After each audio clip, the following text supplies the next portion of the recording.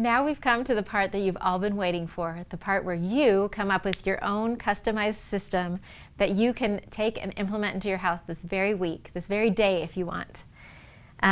In this section, lesson 5 of your workbook, I've included a space to record your system, kind of the step-by-step, what you're going to be doing.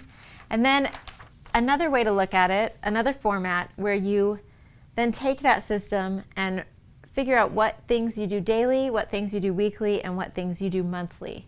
And I'll talk you through my own system in this format so that you can see what I mean. But it's sometimes useful to put it out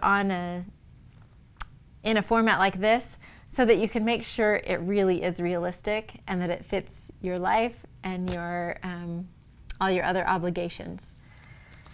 Next, I have actual weekly menus, menu pages, so that you can fill in a whole month if you want of menus using that list that you made in the previous section, or some of the meals that you want to try.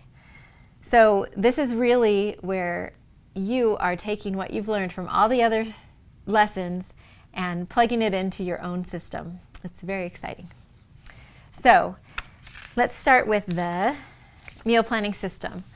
Really what I'm looking for here is I want you to write out your repeating system that can pretty much be set on autopilot. And you can really just do this day in and day out. So there will be things probably that you need to do to get this up and running. Maybe you want to use note cards. Maybe you have an app you want to buy and you need to figure out how to use it. Or maybe you need to import some recipes into a new recipe app, or work on your Pinterest board, whatever you need to do. For those things that you need to do to get your system up and running, I'd like you to use the notes page at the back, or just whatever extra piece of paper you have, and write down the steps that you need to get your system up and running. But right here, I want you to just write out the part of your system that can repeat week over week, month over month, however often you do it, so that you can just return to this and know that this is your system that you use in your house. So I'm just going to walk you through what I put on mine now that we've heard all the other case studies. This is my current system. As you know, I have changed it frequently, and you probably will too. But right now, what I do is every other Sunday, I take these cards out of my thing. I have a couple of different sections in here. So I have a section for recently used meals that I don't spread out on the table because I don't want to be eating the same thing every week. So I hold some of them back. There's desserts and breakfasts in there and stuff like that. But I just lay them out on the table and I gather my kids around and I said, hey, if you want input in this menu cycle, I want you to come and pick out what you want to eat. And they're always very eager. I've never had anybody say, no, I don't care what we have to eat. My kids are all very invested in this. And so they all come, and it's kind of a fun thing. And they're like, oh yeah, I want this. And if they want the same thing, even better, because then they get to pick another thing. It really has been an exciting and fun thing for my family, rather than like, oh, she's making us help with a menu. So that's what we do right now. I spread them on the table, the kids pick, they each pick one, and once they're done, I line up theirs and I say, oh, well, she's doing this and it requires, she wanted roast beef, so I'm gonna add tacos into there so that we can use the meat for tacos. And so that's where I kind of can make sure we have some of the healthier options, make sure I have the things for the ingredients that I have in my pantry. That's when I do kind of my checking into all those other resources. I want to try this new recipe. I won't make a card for it until we've tried it and people like it, but I'll add that into my plan for the week. Once I've kind of determined about 2 weeks worth of meals, which for us is really 10 meals, because there are some nights that we do leftovers and some nights that we use those quick and easy things. So I usually try to shoot for 10 meals, and then I just put them on I turn them over and I do my shopping list. So I just do that in my phone on my notes app, and I say, oh, I'm going to get this at this store, this at this store, this at this store. And I just add it to each of those two shopping lists. And then I just stick those up on the side of my fridge. The kids can be reminded what we're going to be having for the next 2 weeks. Sometimes I will put them more or less in order if I know what the order is going to be. And then the next day, on Monday, I go shopping. I use that shopping list. Again, I go at about 2 o'clock on Monday afternoon, and then I pick up my kids. We all empty and put away the groceries. I should have said that when I'm compiling the grocery list and when they're picking these, I have started to let my kids create the shopping list for lunch items. This came about because my kids were being picky or saying, "Oh, we have nothing to put in our lunches," even after I'd shopped with that in mind. They were getting picky about what I chose, and they were complaining about it, so I was done with that. So I told them, I am not buying anything that does not appear on your list. So you guys need to figure out exactly what you want in your lunches for the next week or so and put it on this list. If it's on the list, I will buy it and it will be there for you to use.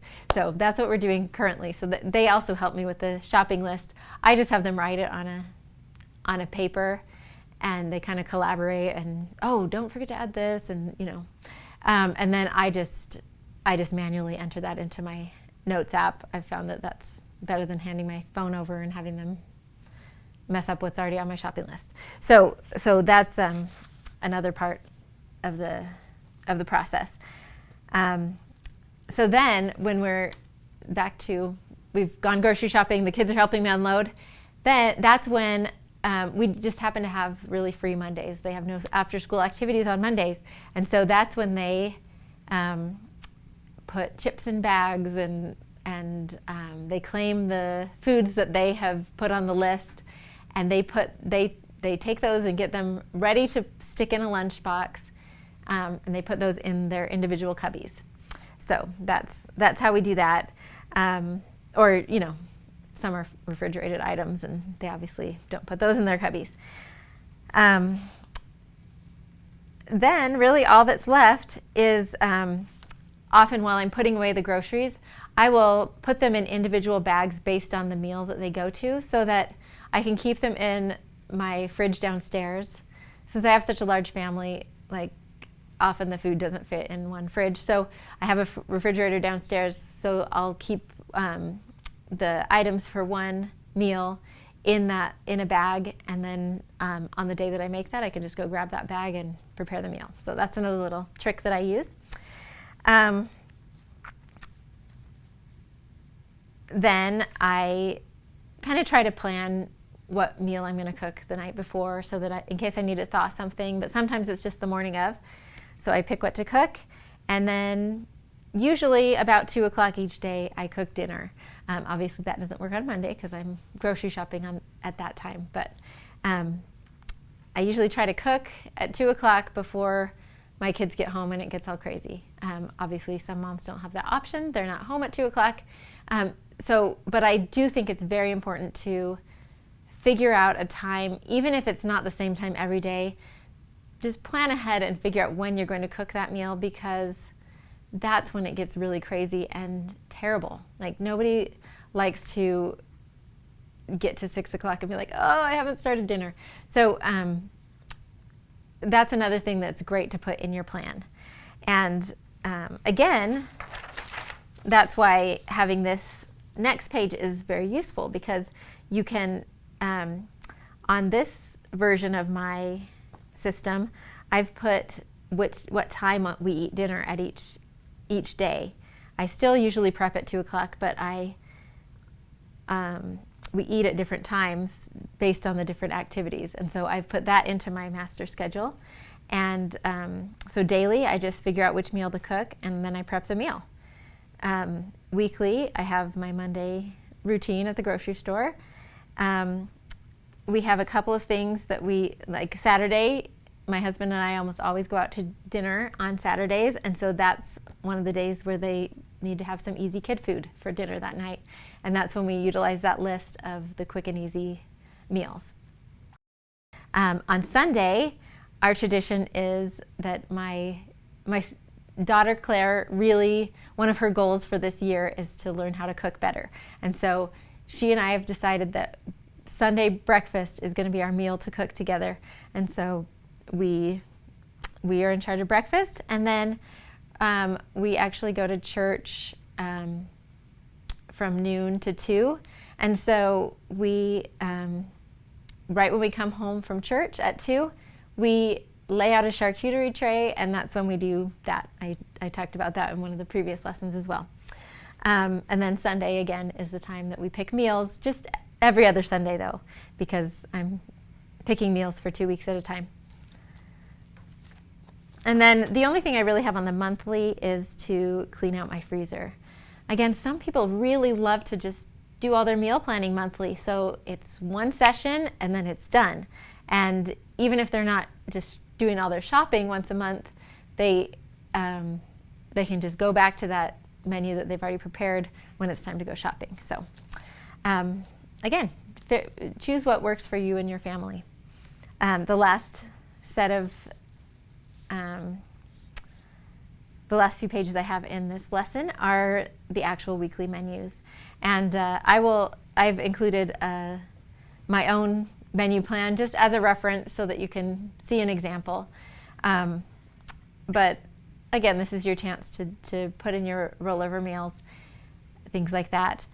Hillary Hess is actually coming up with, is working on a cookbook of rollover meals. So I will definitely keep you updated on when that will be coming out, because that will be a very useful resource. Most of all, I'm really excited for you to get started with your own meal planning strategy for your family. It can seem like a daunting task at first, but hopefully we've broken it down into enough steps and given you enough ideas that you can use this as a springboard for your own ideas and really customize this to what your family needs and what's realistic for you right now.